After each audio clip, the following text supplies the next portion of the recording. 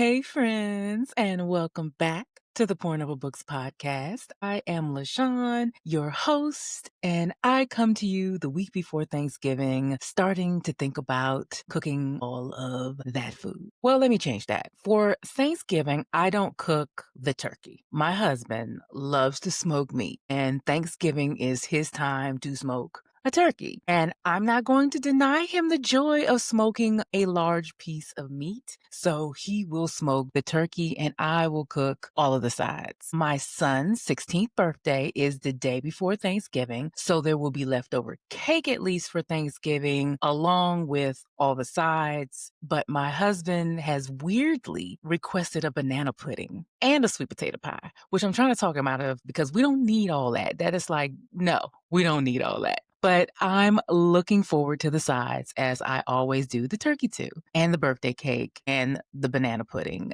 Don't take any of my cards, but sweet potato pie is not my personal favorite. And I will be putting up the Christmas tree as soon as my food has digested. Yes. But in the midst of this holiday prepping, I'm also thinking about my reading life for the rest of the year because that's what I do. I'm committed to only reading the books I already own, as I've talked about before, and that I already own, I've downloaded or borrowed from the library for the rest of the year, except for one book that we will talk about today. As a matter of fact, as you listen to the podcast, I will be on my way to my local bookstore to pick up my copy of said book. But I digress. Anyway, there is a trend on social media that I noticed in the last week to share 10 books that I want to read by the end of the year. So I decided to go ahead and share mine because I'm going to get in on the fun. So as of Monday, when I am recording this podcast, I have read 120 books.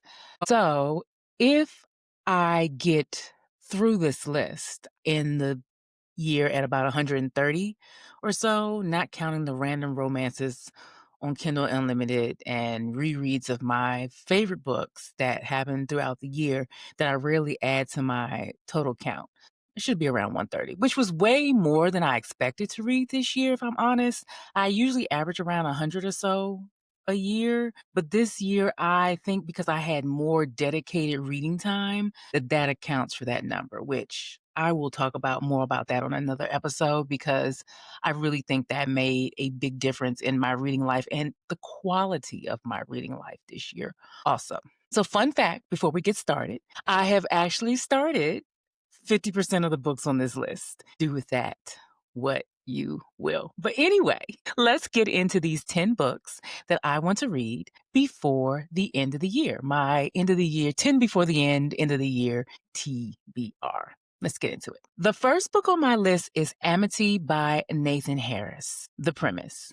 In 1866 New Orleans, formerly enslaved siblings Coleman and June are still denied the freedom they were promised. Separated when their master, Mr. Harper, fled to Mexico with June, Coleman remained in Louisiana, hoping for her return. When Harper summons him, Coleman believes he'll finally be reunited with his sister, unaware of the hardships June has endured on the frontier. After disaster strikes his journey, Coleman escapes with Harper's daughter, Florence, and the two trek through the Mexican desert pursued by dangerous men. As both siblings fight to survive, they learn that true freedom isn't granted. It must be seized. I have literally had this on my list since about midsummer. I have an arc for it. I have a copy of from the library for it. I think I even have the audio book of this book and have not started it and have not read it. And it was one of my most anticipated books of the fall or summer. I can't even remember, but it's been on my list with what seems like forever to me. So I'm like, I have to finish this book. I have to. The second book on my list is Blood Moon by Brittany S. Lewis. Mirabella Owens grew up hearing myths about werewolves protecting her Midwestern town from vampires, but she stopped believing them after her mother's mysterious disappearance. Now, as a freshman at Lakeland University, she hopes to move on until strange animal attacks near campus revive old cases linked to her mom. The only person with answers seems to be Julian Santos, a boy desperate to make her leave for reasons he won't explain. Determined to uncover the truth, Mira discovers that the town's legends and her feelings for Julian are far more real than she imagined. As the blood moon rises, her world is transformed forever. Friends, I have been reading this book on and off for a month, and I'm not even at 40%. I keep getting distracted. It's not that it's a bad book, quite the opposite. I just haven't been able to focus on it, and this is why it's on my must finish read list. I really want to finish it. Like I think I've said before, it's like if Twilight met the Vampire Diaries met the originals, all those CW shows, and Twilight. If you liked all of those books, like it's like all of those together. I don't know how else to explain it, but make the main character black. It's can't explain it any other way. It's like familiar in a way, but new in another way. It's fascinating, and I just have to sit down and focus and read it. Okay, and I will. The third book on my list is Pines by Blake Crouch. The premise: Secret Service agent Ethan Burke travels to Wayward Pines, Idaho, to find two missing colleagues. But after a sudden accident, he wakes up in the hospital with no identification and no way to contact his family. The more he investigates, the stranger the town becomes. Residents doubt his identity, communication with the outside world is impossible, and electrified fences encircle the community. Ethan soon realizes that the fences may be keeping more than townspeople contained. As he uncovers the town's dark truths, he's forced to confront the terrifying possibility that he may never escape Wayward Pines alive. I don't know where I found this book. I think I saw it on social media like a long time ago, and it took forever to come into the library. With this list, I'm really trying to prioritize the library books because they have to go back at a set time. So this one, I know I can stretch it out because you know how you can renew. I know I can stretch it out until the end of December, but I've got to read it by then. It has to be read before it goes back. The next book on my list is Son of the Morning by Akwaeke Emeze. Galilee Kincaid, raised by a powerful clan of Black women, has always felt haunted by a mysterious secret surrounding her birth. Everything changes when she meets Lucifer Hell, posing as a security chief, but unmistakably not human. He, in turn, recognizes that Galilee isn't human either, something she's never known. His ruthless ally, Leviathan, sees her as a dangerous threat that must be eliminated. As hidden wars between heaven and hell and earth erupt, Galilee and Lucifer's intense connection destabilizes ancient powers. With long buried Kincaid secrets colliding with infernal forces, Galilee must choose between whether to embrace her true identity and its consequences. Okay, I've started this one, and I'm fascinated. I started it before I started hearing about it online.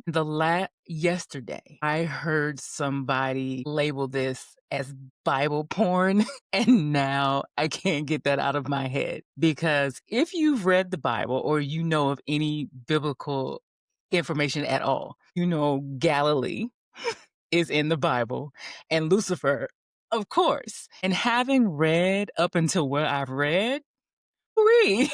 That's all I can say. But this tracks for Akwaeke Emeze. It tracks for this author that she would write this. And I am now I'm moving forward with trepidation, but I'm going to read this book because I've started it and now I have to know how it ends. I have to know. Okay, the next book on our list is Our Vicious Oaths by N.E. Davenport. Princess Kadisha of the Aether Dominion wants only to serve as a warrior, not marry the Hyperion High King she's been bound to since infancy. Seeking one night of freedom, she unknowingly falls into the arms of Malachi, the new king of the destroyed Apollyon court, who plans revenge on the High King. On her wedding day, Malachi attacks, kills her father, wounds the High King, and takes Khadijah hostage, though she soon becomes his ally. Together, they plot to lure and destroy the High King, even as their undeniable attraction and unbreakable fae bonds complicate their mission and her new role as queen. Now, friends, I have read up, I've started this book, I've listened to it, and I've read it. And I have gotten to the part where they have had their one night stand and she doesn't know who he is, but he knows who she is. And I am determined to read this book this week. I have to finish it because the author is coming to town here in Atlanta on Wednesday, I believe. So I'm going to that. I'm going to pick up my physical copy of this book because yes, it's not enough for me. It's going to be my trophy book. I can already tell because it's not enough for me to have the Audible and the art and the ebook version. I must have a trophy for my bookcase. So yes, I must finish this one, and probably I will finish this one this week. We shall see. The next book on my list is Cursed Daughters by Oyenkin Braithwaite. The premise: when Ubon gives birth to Iniji on the day after her cousin Monife is buried, the family becomes convinced that the baby is Monife reincarnated and destined for the same tragic fate. A generations old curse claiming no man will ever find peace in their home has already left 3 Faladun women abandoned and living under one roof. When Inije falls for a boy she rescues from drowning, she can no longer ignore her family's dark legacy. Seeking answers in the shadowy spiritual world of Lagos, she must decide whether she's doomed to repeat the past or strong enough to break the cycle for good. I am currently listening to this one, and yes, I know. I've said I'm listening to or reading like almost all of these books, but yes, that if you've listened to past episodes, you know that I am a multiple reader of books at one time, and I can keep them all separate. Usually I have an Audible going. I have an audio book going. Usually I have an ebook, and usually I have a physical book. Sometimes I have all of them going at once, like I currently do with these books. I have been listening and reading these books on and off, which is why they're on my list. But I am listening to this one, and I don't think I'll get any other versions of it because I'm really enjoying the audio version of this.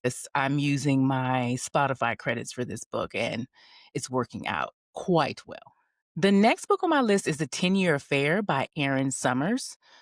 The premise: Cora and Sam meet at a baby group and feel an immediate, unexpected spark, despite both of them being happily married parents who never imagined themselves tempted by an affair. As their connection deepens, their story splits into 2 parallel timelines, one where they act on their attraction and one where they don't. Moving between these 2 realities, Cora begins to see her everyday life, her unfulfilling job, her daughter's fixation on the afterlife, her husband's quirky podcast obsession with new clarity. As the timelines blur, she's forced to reckon with desire, consequence, and the question of what truly matters in a life fully lived. The premise of this one, it reminds me of that movie Closing Doors, where they were like 2 alternating timelines depending on what happened. I'm really curious about this one. It was a book of the month selection, and that's how it ended up on my bookshelf. And I've heard interesting reviews on it, so I said I wanted to read it by the end of the year. The next book on my list is Sweet Heat by Bolu Babalola. The premise: Kiki Banjo, host of the hit podcast The Heartbeat, gives sharp relationship advice on air, but off air, she's reeling from career troubles and a brutal breakup. As maid of honor for her best friend's wedding, her life feels like it's falling apart. Then she's forced to work alongside the best man, her ex, Malachi. It's another Malachi, a charming filmmaker who broke her heart. Determined to ignore their lingering chemistry, Kiki and Malachi tried to keep the peace through the wedding chaos, career pressure, and Kiki's rising anxieties about the future. But as the spark between them reignites, getting through the summer feels dangerously combustible. The ninth book on my list is The Scammer by Tiffany D. Jackson. The premise: Jordan is excited to start fresh at a prestigious HBCU in DC, finally free from her overprotective parents. But when her roommate's brother, Devontae, recently released from prison, crashes on their dorm couch, her new independence takes an unexpected turn. Devontae is charming, smart, and quickly gains influence on campus, urging students to better themselves. Yet Jordan senses something unsettling beneath his guidance. When one of her roommates disappears, Jordan teams up with the school's only white student to uncover the truth. What she finds is a dangerous web of manipulation that could pull her in next. I've started that one, of course, because it's loosely, if you look at all of it, it's the HBCU in DC. That's Howard. That's my alma mater. So I was immediately drawn in. The last book on my list is Brimstone by Callie Hart. This is the follow up to Quicksilver, a book I read at the beginning of the year at a whim on Audible. And I loved it so much that I went to my local bookstore, the same one I'm going to today, and picked up a physical copy for my bookshelf. This book comes out today, Tuesday the 18th. And as you listen to this, I am on my way to the bookstore to pick it up and to spend a few hours at the bookstore cafe reading it and frolicking, you know. It's going to be lovely. Let's talk about the premise. Sarah Swain never wanted the crown, but as the new queen of the Blood Court, her life is no longer her own. Her brother and ward need her back home, yet returning through the deadly Quicksilver would kill her. So she must send someone else in her place. Kingfisher of the Ajuan Gate, a seasoned warrior, is tasked with traveling to Zavarin alongside Carrion Swift, whose endless chatter may be the greatest danger of all. As they navigate the treacherous Silver City, hidden threats and long-buried secrets emerge, and Kingfisher must complete his mission quickly if he hopes to return to his mate alive. So that's my list. As I'm looking at this list, though, 4 are romantasy, 2 are YA books, and 3 literary fiction, and 1 romance. So that's a good mix. That's a good representation also of what my reading life usually looks like. Except that I do read a lot of random romances from Kindle Unlimited in between these genres that I rarely talk about, but contribute to like my overall numbers when you're looking at how many books I've read during the year. All right. So now that I've given you my list, let's talk about what is currently going on in my reading life, friends. So I just finished reading this book called Blackthorn by J.T. Gessinger. Let me tell you about the premise. 12 years after fleeing her hometown and her mother's mysterious death, Maven Blackthorn returns for her grandmother's funeral, only to discover that the body has vanished. Her family blames the Crofts, their generations-long rivals and owners of Croft Pharmaceuticals. But when Maven confronts Ronan Croft, the son of her mother's suspected killer and her once forbidden love, their dangerous chemistry resurfaces. As buried secrets and betrayals and old vendettas erupt, Maven's search for the truth becomes increasingly perilous, and Ronan is hiding something that could destroy everything. In a town where the dead refuse to rest, Maven must decide whether love is a lifeline or the most lethal. Okay, listen. I went into this thinking it was a dark romance, like maybe. I mean, I wasn't sure. It sounded interesting. Like, is her family witches? Is his, Ronan, the main male character, are they witches too? Are they vampires? Are they demons? Something was going on and I could figure that out. Whatever it was, I was interested slightly. So I picked it up and then I read it and I don't quite know how to describe it to you. This was a gothic mystery slash second chance romance slash horror slash dark romance with some really questionable consent issues and at one point maybe some incest, but it wasn't. I will spoil that for you and say that it was not incest. But all that to say, I was riveted. I was also horrified, and I was actually clutching my pearls during some of the sexy times. I was like, okay, what the hell am I reading? Because there's certain things in romance novels that I'm just not into.